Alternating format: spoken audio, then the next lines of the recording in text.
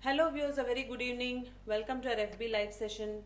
And today we have with us Dr. Rajiv Paulser, who is our Senior Consultant Internal Medicine and Critical Care Physician at Apollo Hospitals, Jubilee Hills, Hyderabad.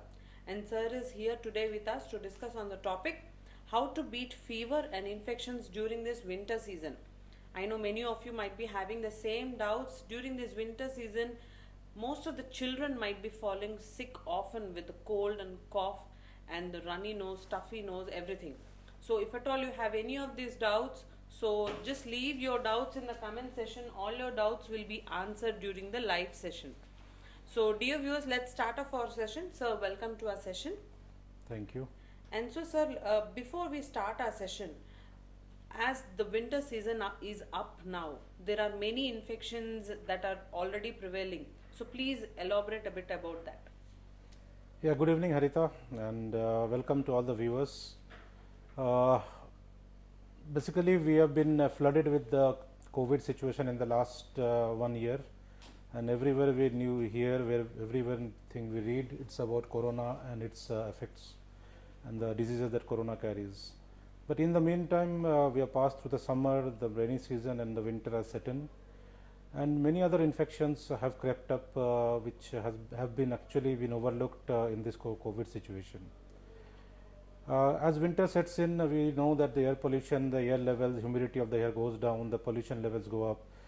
People in Hyderabad is little better than compared to people in Delhi, where pollution levels are much higher in winter.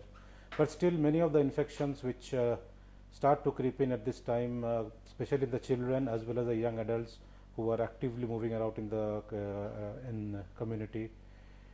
One of the common things which you all of must have experienced at the start of the winter season would be the common cold. You could have a scratchy throat, you could be having a light runny nose, a little bit of weakness, tiredness, a feverish feeling, and which would most of the time settle down in 2 to 3 days. For some, it may carry off for a week or so. Generally, this is harmless, and most of the time, this responds to simple tablets like paracetamol and some home remedies. However, many of times this actually progresses to something more serious called what we call as pneumonia, which is more frequently seen in the winter season. The pneumonia is basically an infection of the lungs. It could be a viral infection, it could be a bacterial infection. The infection in the lungs ultimately starts from the throat and goes down to the lungs. It is a much more severe illness. Children and adults both can be susceptible to it, and people whose immunity is poor, like uncontrolled diabetics, people who are very old, they have more chance of developing the complicated pneumonias.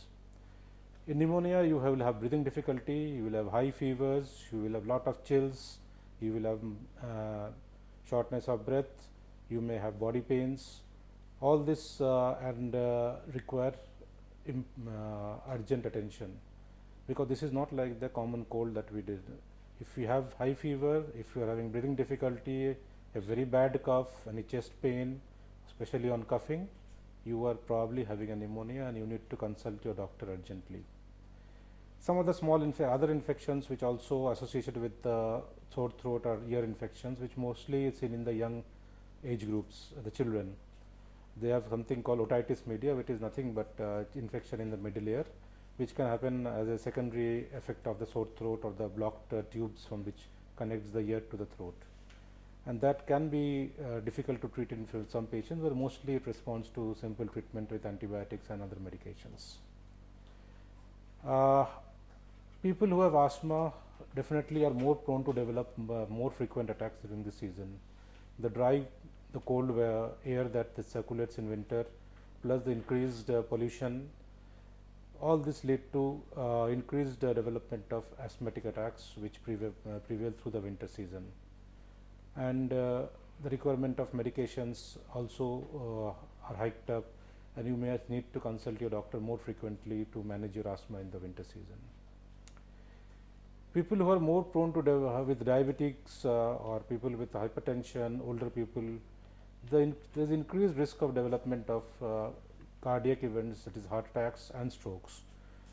For some reason, the winter season has been shown to rise your blood pressure, and that ultimately we have seen more incidence of strokes and heart attacks in the winter season. So people with a family history of heart attack, heart disease, family with a history of any brain strokes, who are diabetics, who are having high blood pressures, high cholesterols, need to be very careful of any minor symptoms like unexplained chest pain. You need to consult your doctor. Other than that, you will have small other ailments like you may have a dry itchy skin which may lead to some sort of allergies, or you may have rashes on the skin. These are minor ailments which are more prevalent in the winter season.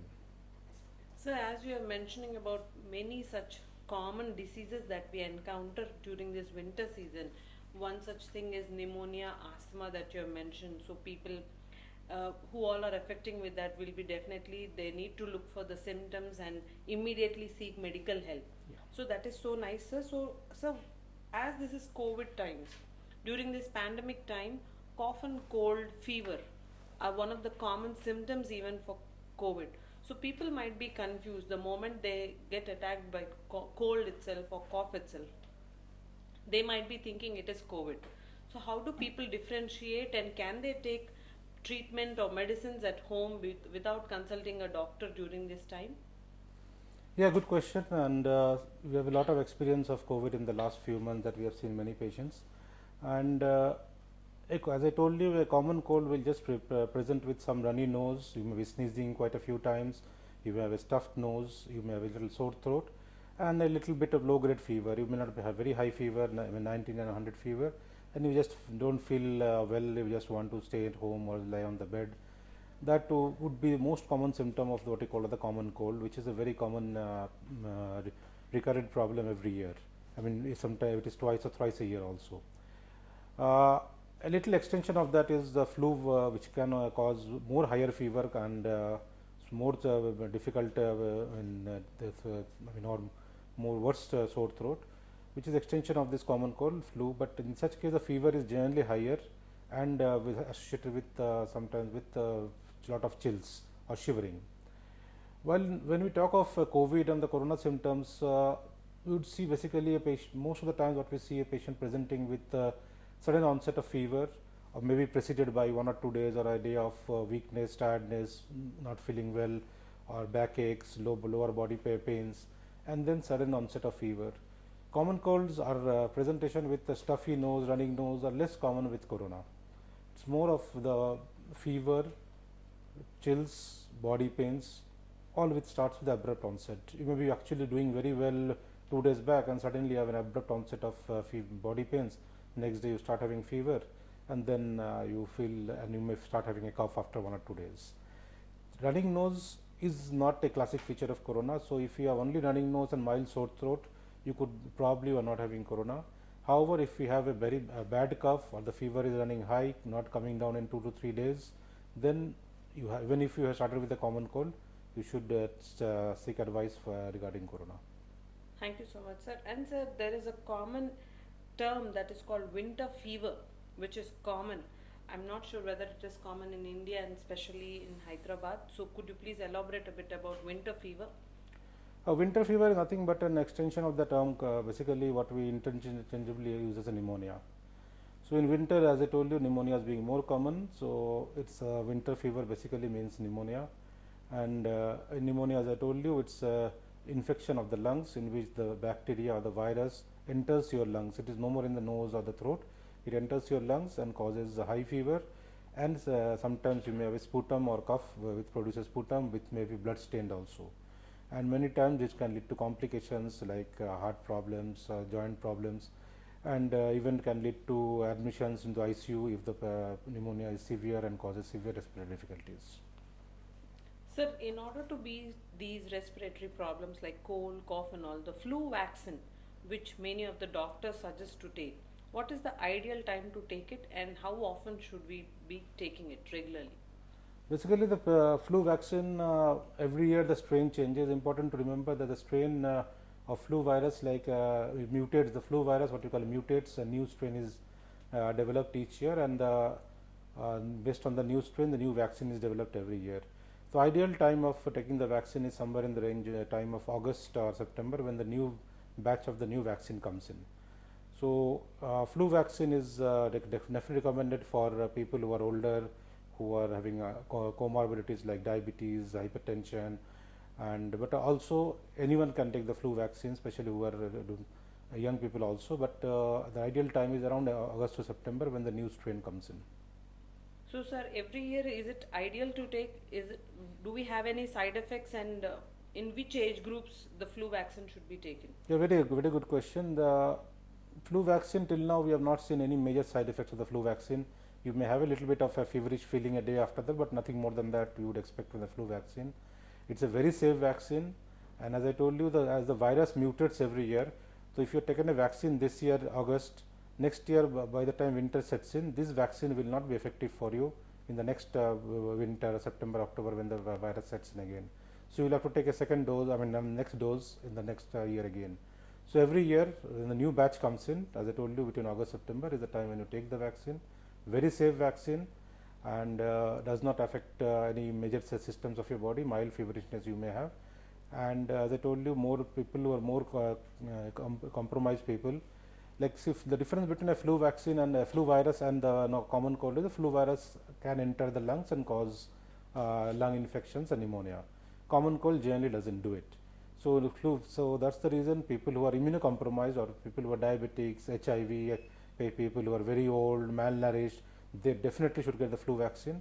Also young adults who are moving around in communities, doing community work, mixing with lot of people and a lot of gatherings, they are the persons definitely who should take it. Healthcare workers, yes, doctors, nurses, or people working in the hospital, or people visiting hospital very frequently with friends and loved ones, they are definitely should take the vaccine.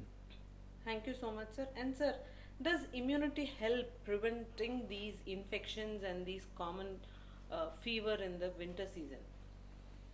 Yeah, that's the most important thing which helps you. You may read about lot of things on the net. This helps, that helps, and so many home remedies, so many outlandish maneuvers or measures that have been taken to help.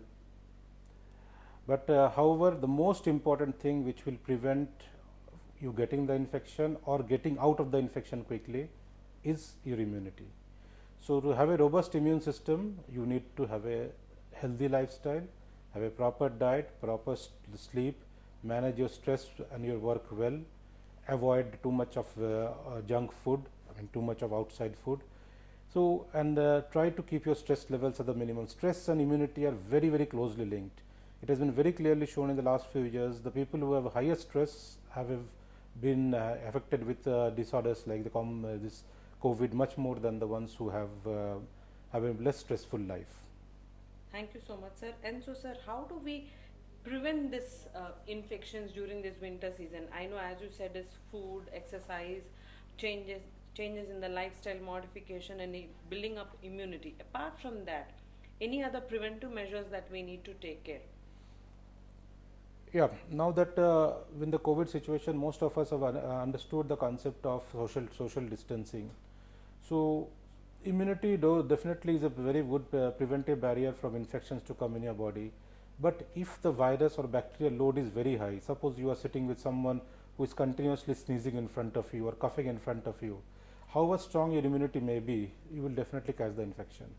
So if somebody is having cold, cough, fever, or is not well, it's not ideal to be with the person continuously. If you have to be to take care of him, you should wear some protection like masks and gloves. That will and also hand washing very frequently. This most of the times will add to your immunity to prevent the infection. So social distancing, which we learned from the corona situation, will also help in preventing the winter fever, the pneumonias, the common colds. Definitely the incidence will come down if you practice the social distancing and also using hand wash frequently. A common misconception is that common cold only will spread with sneezing. It's not like that. If you are sitting with somebody who has a common cold or some throat infection, and he is coughing in front with on his hand, and he with that hand touches his surrounding equipment or surrounding things, and you touch the same things, you definitely catch up that. So frequent hand washing is the best way to prevent such infection being carried from the other person to you. Thank you so much, sir. And sir, any final words to our audience about these winter fevers and infections? Yeah, most importantly, to understand the concept of winter fever, as I told, pneumonia and winter fevers are synonymous. So it is extension of the throat infection, which can sometimes get severe to become a pneumonia. And more importantly is for children who are going to school, practicing hand washing. That's where they pick up the infections and they carry the infections back home, where they pass on the infections to the elderly and other household people. So teaching your children when they go to school to carry a hand rub, or also use hand washing very frequently in the school, and maintaining distance from people who are somebody or friends who are having cough. In the teachers in the school encouraging people, students not to come to school if they have any fever, cough, cold. These are the some things. Flu vaccine, yes, once a year will definitely reduce your risk of. Nothing is 100% foolproof, but definitely the incidence of getting the chance of getting the flu infection, or also the severity of flu infection is reduced if you have taken the flu vaccine. Many people say that flu vaccine is only 50%, 60% effective. But what we all know that if you get flu infection after the flu vaccine, the chance of getting a severe infection is very, very less. So that's a major advantage of taking the flu vaccine. Also maintaining social distancing, as I told you, maintaining a healthy lifestyle, all will prevent you from getting through this integrating throughout through this interseason without much difficulty. Thank you so much, sir. And I would like to take this opportunity and to tell our audience that, dear audience, all Apollo hospitals across the country are practicing all the safety precautions to ensure that you are entering a COVID-free environment. All our staff, frontline workers, everybody are wearing a mask. They do sanitize their hands frequently, and they do maintain social distancing. So you need not be worried about that. If at all you're coming for a consultation or a diagnostic test, you need not worry. But please don't delay your treatments. Regular consultations that are being asked by your doctor need to be followed, or else you will be landing up in serious troubles. Sir, at this point, I think even you need to address the audience, saying that many people, because of this COVID misconception, they are not coming and getting their regular checks done and getting the regular consultations done. So please address them, sir. Yeah, thank you. I mean, that's most important part with actually we should be highlighting. Remember your disease which you had, your diabetes, your hypertension, your heart disease, kidney disease, they are not gone away. They are with you, whether the corona is there or corona is not there, those diseases are staying with you. If you don't take care of your diabetes, the diabetes will get worse. It will cause problems of the next 1-2 years later. You may have a kidney problem which is secondary to uncontrolled diabetes. So don't forget that your disease which you had been in the past still carries on with you, and you need to take care of your body, take care of your disease, be in touch with your doctors, come to the hospital for frequent checkups. You and see, many times coming to the hospital, meeting the doctor, talking to the doctor, asking some questions and how to manage your disease more frequent better will help you in actually tiding over your or getting your disease under control and maintaining a healthy life for the much longer. And people with comorbidities need, like other problems, need to take very seriously, not taking this as an opportunity, that they should come to hospital and meet with their doctors whom they are following with, and also health checkups which have been a part of your routines which you have been doing for the last few years should not be just skipped because you are in the COVID situation. If you are having some health checkup issues and your doctor has advised you to do a health checkup once a year, this year also the health checkup should be continued. Not because corona we are scared to go and get a health checkup. Your numbers may get awry, and then again next year you will have difficulty in controlling the numbers back to normal. Thank you so much, sir, and thank you, dear audience, for participating. Stay tuned for more such live sessions. Thank you.